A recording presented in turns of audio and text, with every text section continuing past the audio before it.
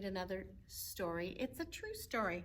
This one is called Testing the Ice, a true story about Jackie Robinson. It's by his daughter Sharon Robinson and Cater Nelson. And I don't know if you know who Jackie Robinson is, but we're going to find out a little bit more about him. The year was 1955. Dad was in his 9th season with the Brooklyn Dodgers, and for the 3rd time in 4 years, they faced the New York Yankees in the World Series. When my father stole home in the first game, Yogi Berra, the Yankee catcher, screamed, "He is out!" The umpire, however, shouted, "He's safe." It took 7 games, but the Brooklyn Dodgers finally beat the New York Yankees. Oh, how we celebrated. Earlier that same year, my family moved from Queens in New York City to Cascade Road in Stamford, Connecticut. Our new house sat in the middle of 6 acres on a narrow, twisted road named for the waterfall at the end of it. The best part, according to my father, was the woods on 3 sides of the house, which screened us from passing cars and curious strangers. But to my brothers, Jackie Jr. and David and me, the best parts were our new friends, Candy, Willie, and Christy, and the lake that ran from our yard to our neighbor's yard, a whole 1/4 mile away. We spent our first summer playing by the lake. We had picnics, we swam, and we rowed our boats. But no matter how much we begged, my dad would never come into the water. How our friends loved playing inside our house. Our playroom had a pool table, a soda fountain, and a huge gray boulder that was built into the wall. And while we took it all for granted, our friends made a big fuss over Dad's trophy room. They stared adoringly at his plaques, his silver bat, the signed baseballs, and Dad's bronzed college football cleat. And they asked him questions in ways we never thought to ask. Then one rainy Saturday morning over a game of Monopoly, they got Dad talking about his historic entry into Major League Baseball. Baseball, like most of America, was segregated, Dad began. Major League Baseball was for whites only. Black and brown-skinned players had to play in the Negro Leagues. Some of the greatest baseball players were not white. They were denied entry into the major leagues just because of the color of their skin. Finding food worth eating or a restaurant to service was a daily problem. And in many places we played, there was no hotel that allowed blacks. That was just the way things were in 1945, and no one expected them to change. I was playing for the Monarchs when Branch Rickey approached me. He told me he could get me into the Brooklyn Dodgers. "I know you're a good ball player," Mr. Rickey barked, "but do you have the guts for this?" The next few minutes were tough as Rickey warned that I would be called all kinds of names, threatened, and attacked physically. The next question he asked startled me even more. Could I take all of this and still control my temper? I thought of the doors opening to other black players after me and how the color barrier of baseball would be shattered. There was only one answer. "I'll do it," he said. Playing that first spring was tough, especially the game between the Dodgers and the Phillies. Some fans cheered me, others shouted insults that were so bad I had to struggle to keep my temper from exploding. After 7 scoreless innings, we got the Phillies out in the 8th, and it was our turn at bat. I led off. The insults were still coming. I lined into center field for a single, then took my lead. I cut out for second. The Phillies pitcher threw wide. The ball bounced past the shortstop. I rounded third and made it home. That was a sweet victory. We all sat there wide-eyed listening to his every word. My dad was amazing. "Guess you showed Mr. Rickey that you had guts," Candy said. Sure did, Jackie Jr. replied proudly. That's why he won the first Rookie of the Year award. Yeah, and the Most Valuable Player award too, Willie added. Bet you'll even get into the Hall of Fame someday. Dad wasn't much into bragging, but I caught his lips curl into a smile.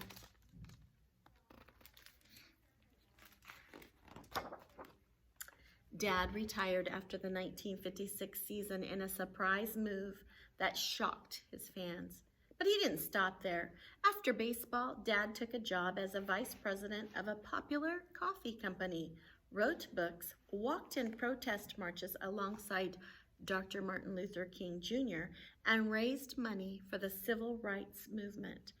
And best of all, he was home more.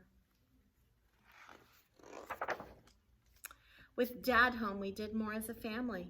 The lake provided us with the most fun through every season of the year. In the spring, we watched frog eggs hatch into tadpoles. We fished, rowed the boat to sandbanks, and captured turtles napping in the sun. But Dad stayed dry on the shoreline. In the summer, we challenged ourselves to swim across the width of the lake.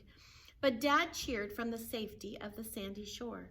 No matter how hard we pressed, Dad always found a reason not to get into the water. In the winter, the lake froze. My brothers and I huddled in the living room with our parents as we listened to the eerie sounds it made. It howled and moaned throughout the night. As the ice thickened, the sounds deepened. We waited nearly a week before popping the big question.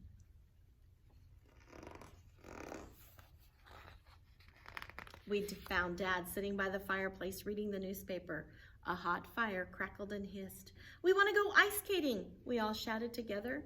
He looked up into 6 eager faces. "What did your mother say?" "She said we could." We told him, "Just as long as you come with us." Dad looked anxious. "It's below freezing," he reminded us. "Then the ice should be good and frozen," Jackie Jr. said. "Yeah, strong enough to even hold you," David chimed in. "Please, Mr. Robinson," Candy and Willie pleaded together. "Christy and I want to practice making figure 8s, I added. Dad smiled proudly. "So it's figure 8s today, is it, Cher?" I beamed. "Yes, Daddy. We've been practicing in our socks." "Well, in that case," he said, hiding sheepishly behind his newspaper, "I guess we should go." The mad scramble began. We all ran from room to room looking for Dad's gloves, hat, and coat. Then we stood in front of Dad's chair pleading, making funny faces and hurry up signs until he finally put down the paper. Very slowly he pulled on one giant black rubber boot, then the other. When Dad was dressed, he reluctantly led the way.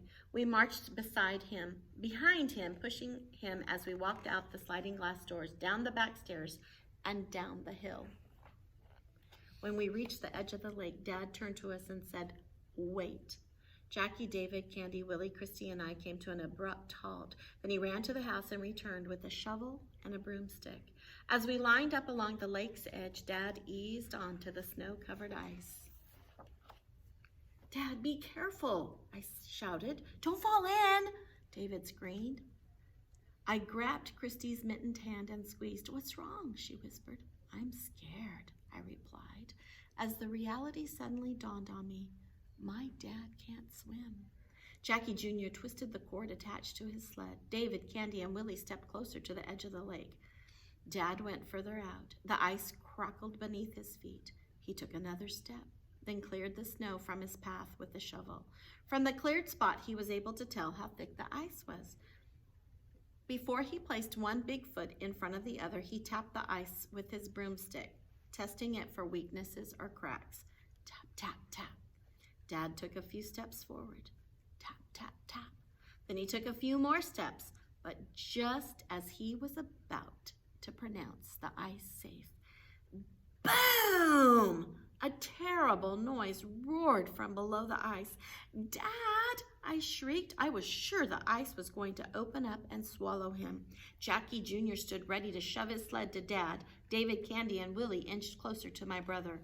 We waited for what seemed like forever. "It was just an air bubble," Dad called to us as the sound moved down the lake. Dad took a few more steps, tapping as he moved to the deepest part of the lake. He stopped, gave one last tap with his stick, then turned to us and called out, "It's safe. Put on your skates." We cheered as loudly as we could, and we skated circles around Dad as he walked back onto solid ground. All I could think was, my dad is the bravest man alive. Now, years have passed, and we understand even more how much courage it took for my father to step out on that ice. In fact, Dad showed the same courage on the ice that day as he did when he broke the color barrier in baseball. No one really knew what would happen, but he felt his way along an untried path, like a blind man tapping for clues. That was Jackie Robinson, and that was my dad. Big, heavy, out there alone on the lake, testing the ice to be sure it would be safe for us. And he did it, even though he couldn't swim. That's the end of our story. I shared that with you because we were reading stories about courage and being brave. The author, his daughter, says, until April 15th, 1947, Major League Baseball, like much of America, was racially segregated. In baseball, there was no Jim Crow laws dictating behavior and supporting the supremacy of one race over another. Instead, there were team owners who set policies and kept blacks and whites playing baseball in separate leagues. But in 1945, Branch Rickey, president of the Brooklyn Dodgers, decided to break that color barrier. This was before President Truman integrated the military and 7 years before the desegregation of schools. After a major search, Mr. Rickey selected Jackie Robinson to pioneer this effort. Jackie Robinson was a college-educated man, and he had lettered in 4 sports at UCLA: football, baseball, basketball, and track and field. And he'd played 1 season with the Negro League team, the Kansas City Monarchs. When Jack Roosevelt Robinson stepped onto the grass of Ebbets Field dressed in Dodger blue, the rule was broken. It was his extraordinary performance and undaunting spirit, in spite of physical and verbal abuse, that kept the doors open. It took 13 long seasons, but eventually every team had at least 1 black player on its roster. In those 13 years, the former Negro Leaguers made an indelible mark on baseball, accounting for 6 Rookie of the Year awards, 9 MVP awards, 5 home run titles, 4 batting titles, and a Cy Young Award for Don Newcombe in 1956. Today, Major League Baseball is reflective of the diverse world we live in. There are still many challenges, like how to get and keep urban kids playing the game and how to rebuild the numbers of African Americans in the majors. But as history has taught us, the struggle for justice and equality is ongoing. I hope you enjoyed my story this week.